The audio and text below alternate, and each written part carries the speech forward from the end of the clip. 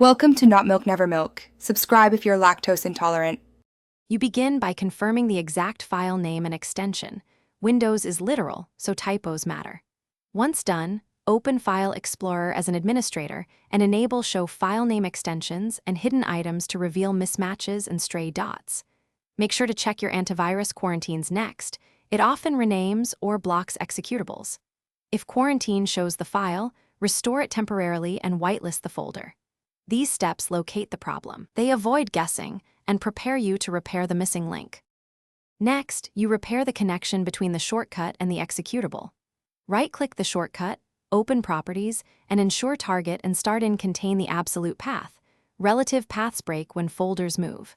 Make sure NTFS permissions grant your account or administrators full control so Windows can execute the file. If the app registers itself in App Paths, open Regedit and confirm values.